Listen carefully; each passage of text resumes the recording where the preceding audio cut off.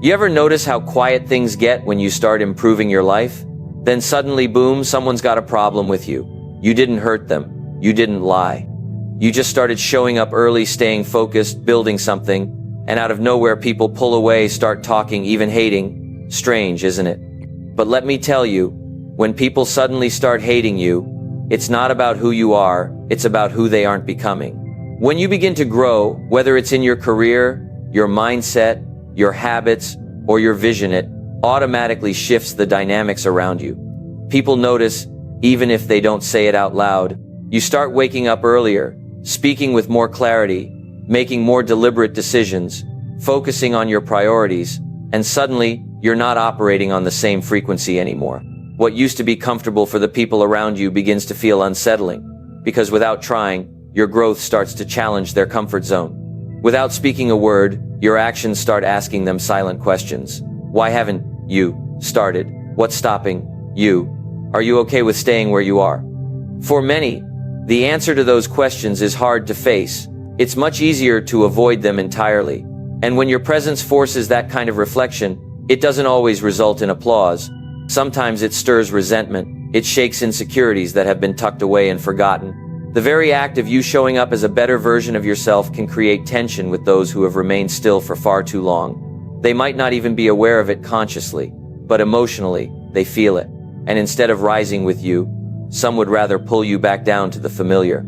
It's not always jealousy in the traditional sense. Sometimes it's a subtle discomfort, a quiet fear that they're being left behind. Your consistency makes them look at their excuses. Your ambition makes their complacency obvious. Your courage exposes their hesitation. And that's a hard thing for the ego to handle.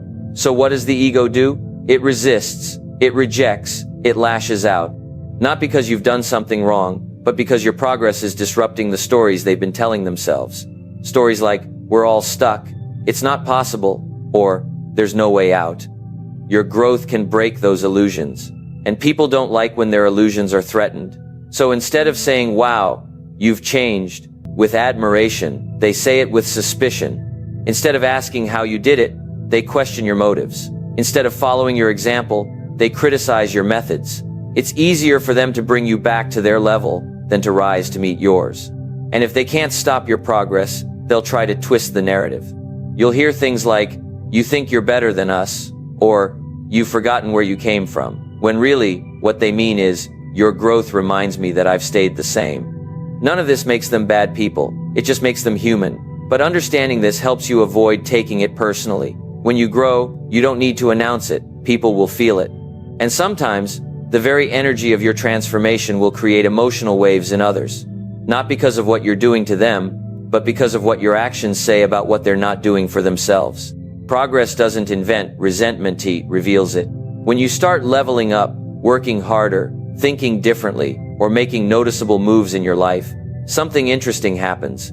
The energy around you starts to shift, and that shift doesn't always expose admiration or support.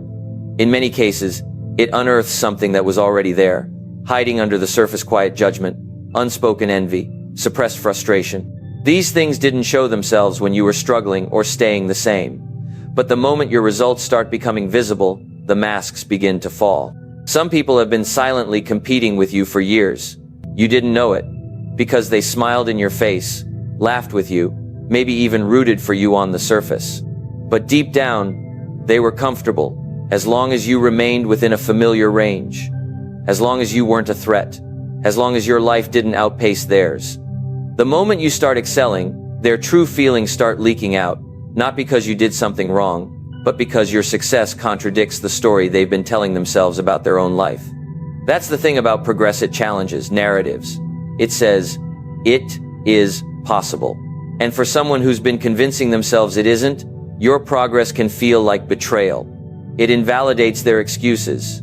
It breaks down the mental walls they've built to justify their own lack of motion. And that's a deeply uncomfortable experience. So what do? They reach for the nearest defense mechanism. Sometimes it's sarcasm, sometimes it's distance, sometimes it's full-on criticism or dismissal. But in reality, those reactions aren't new, they're just newly visible. Your growth gave them permission to come out. This is why it often feels like people suddenly turn on you. But if you look closer, the signs were always there. Subtle things. Little moments where your wins were downplayed. Comments disguised as jokes. A lack of support when you really needed it. You just didn't see it clearly until your progress magnified it. It's not that your elevation changed them. It simply revealed them. And this is why personal growth can feel lonely at times. Because as you rise, people show you who they really are, not out of malice, but because your light makes shadows harder to hide. The version of you that's committed, disciplined, and focused doesn't align with the version of them that's still stuck in cycles. So instead of facing that misalignment with curiosity or humility, some will respond with blame. You've changed, they'll say, as if that's a flaw. You forgot where you came from, as if staying stuck is loyalty. The truth is, resentment is often rooted in recognition. They recognize what you've done, and it stings because it highlights what they haven't. It's not your job to fix that. It's your job to keep growing, to keep becoming. Not in spite of the resentment, but with a clear understanding of where it came from. When you choose discipline over distraction, something shifts not just within you, but in the people around you. Discipline changes your schedule, your habits, your conversations, your energy. Suddenly you're no longer available for the casual things. You're not hanging out as much. You're not interested in the same small talk. You're not wasting time. You're prioritizing. And that quiet shift makes noise in other people's minds. Because now, every time they see you focused, it reminds them of what they're not doing. Your self-control becomes a mirror reflecting their self-neglect. You didn't ask for that responsibility. You just wanted to improve your life. But that's how powerful discipline is. It creates contrast. And contrast can be uncomfortable. Because when you're showing up consistently, following through, holding yourself to higher standards, people who aren't doing the same will start feeling exposed. Not because you're trying to expose them, but because your lifestyle silently challenges theirs. They see you waking up earlier. They see you turning down temptations. They see you skipping the party, leaving the gossip, ignoring the nonsense. And suddenly they feel judged, even when you haven't said a word. Discipline makes people look inward. And for some, that's not a comfortable place to look. So they project it outward. They might call you arrogant. They might say you've changed. They might try to downplay your progress. But what they're really reacting to is their own reflection in the mirror of your discipline. You're not condemning them, but your consistency feels like a condemnation because it reminds them that they have the same 24 hours and aren't using them the same way. People love company when they're distracted. They love a crowd when they're procrastinating. Misery enjoys company, but so does mediocrity. So when you leave the group chat, when you stop showing up to everything, when you start saying no to things that once owned your attention, they don't just notice it, they take it personally. Because you're no longer validating their pace, you're no longer agreeing with their delay, and that difference becomes a source of irritation. The most uncomfortable part is that discipline doesn't just expose laziness, it exposes fear. People see you betting on yourself, and it highlights the fact that they've been afraid to do the same. They see you pushing through resistance, and it shows them how often they've let resistance win. So instead of cheering you on, they question your motives. They call you obsessive. They whisper that you're doing too much. But really, they're trying to protect the comfort they've built around not doing enough. It's not about being better than anyone else. It's about becoming better than you used to be. But even that innocent pursuit unsettles those who are trying to stay the same. So your discipline becomes disruptive. It breaks unspoken agreements of sameness. It introduces accountability into spaces where excuses once lived.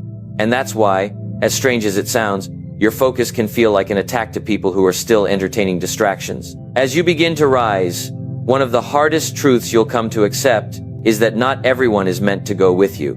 It's a lesson that shows up slowly, then all at once. In the beginning, you want to bring everyone along. You want to share your wins, your new insights, your growth, your goals. You believe that if you just show them what's possible, they'll be inspired to join you. You believe that if you work hard enough, you can lift everyone with you. But over time, you begin to notice something. Not everyone is interested in climbing. Some are content on the ground, some are afraid of heights, and some would rather pull you back down than take a single step forward. You see, elevation demands separation. As your mindset changes, your priorities shift. As your habits evolve, your circle has to change too. Not because you suddenly think you're better than anyone else, but because you start to realize that where you're going requires different energy, different focus, different discipline. You can't stay aligned with people who are moving in the opposite direction. You can love them, yes, you can wish them well, but you can't carry them. Trying to drag someone up a mountain who doesn't want to climb doesn't make you nobly, it makes you exhausted. There are people who were only meant to be with you for a season. They made sense when your goals were smaller. They matched your energy when your standards were lower. But the version of you that's focused, driven, and committed, that version doesn't connect the same way. The conversations start feeling different. The jokes aren't funny anymore. The silence gets heavier, because deep down, you both feel the gap widening. And that gap isn't created out of pride, it's created out of progress. You start realizing you can't have deep purpose with shallow connections. You can't move fast while dragging dead weight. And sometimes the people who loved the old you will begin to resent the new you. Not because you did something wrong, but because your change highlights their choice to stay the same. You'll hear things like, "You've changed," as if that's a bad thing. You'll notice people pulling away, not because you pushed them, but because your direction made them uncomfortable. The higher you go, the thinner the air gets, and not everyone is built to breathe in that atmosphere. Some people need to stay where the air is easy, where the pressure is low, where the terrain is familiar. And that's okay. But you have to learn to keep climbing, even if it means walking alone for a stretch. You have to accept that growth requires separation. It doesn't mean you stop caring. It just means you stop trying to force alignment where there is none. You stop trying to convince people who've already made a decision to stay where they are.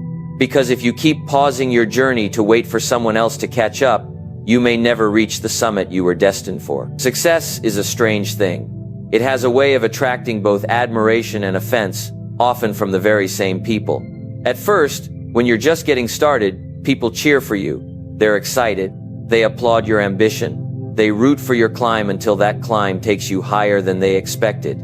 Then something shifts. The applause gets quieter. The congratulations come with a pause. You start to feel the difference, not just in what's said, but in what's no longer said. That's the moment you realize success doesn't just inspire people, it also unsettles them. For some, your success is a mirror. It reflects back the risks they didn't take, the chances they ignored, the consistency they abandoned. And that mirror doesn't lie. It doesn't soften the truth. It shows them what they could have been doing. It forces them to confront their own decisions. So rather than deal with that discomfort, they shift the focus onto you. They'll say, "You got lucky." They'll say you changed. They'll say you must have cut corners. Because it's easier to question how you got there than to reflect on why they haven't. Some people liked you better when you were struggling, when you were available to complain, to procrastinate, to indulge in mediocrity. They felt safe with you there. But now you're pushing boundaries. You're building things. You're setting goals that make people uncomfortable. And without even realizing it, your success becomes a challenge to their identity. It says, "This is possible." And for someone who's built their life around the belief that it isn't, that statement doesn't feel encouraging, it feels offensive. They won't always express it directly. Sometimes it shows up in sarcasm, sometimes it's silence, sometimes it's disguised as advice. But deep down, it's not about you at all. It's about what you represent. You represent discipline, you represent change, you represent effort, intention, courage. And those things shine a light on every place in their life where they've settled. And light makes hiding impossible. Success doesn't just change your circumstances, it changes your relationships. It forces people to reevaluate how they see you and how they see themselves in relation to you. And not everyone can handle that. Some will cheer, some will follow, but others will fall away, not because they hate you, but because they can't reconcile who you've become with who they've decided to remain. And the truth is, most people aren't offended by what you've achieved. They're offended by what your achievement implies. It implies that more was always possible. That time wasn't the problem. That luck wasn't the deciding factor. That the life they've accepted could have been different if they had made different choices. That realization is too heavy for some to carry, so they place the weight on you instead. They call you arrogant. They say you're showing off. But what you're really doing is revealing a truth they'd rather avoid. There comes a moment on your journey when you'll be tempted to dim your light just to keep others comfortable. You'll notice the way they react when you speak with confidence, the way they withdraw when you show up with energy, the way the room shifts when you walk in with a vision. It's subtle at first, quiet pauses, little comments, strange looks, but it's there.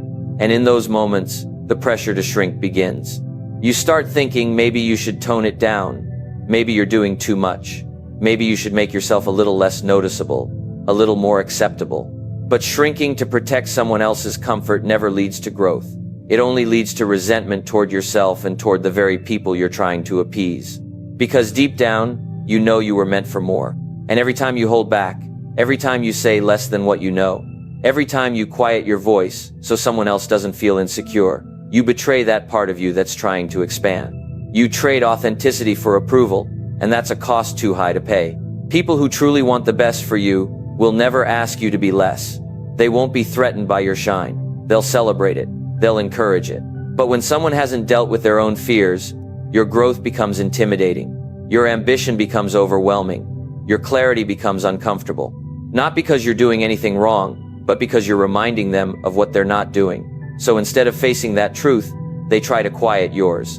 You'll notice it when your ideas are brushed off, when your wins are met with silence, when your excitement is labeled as arrogance. And if you're not grounded in your purpose, it can start to wear you down. You begin to second-guess yourself.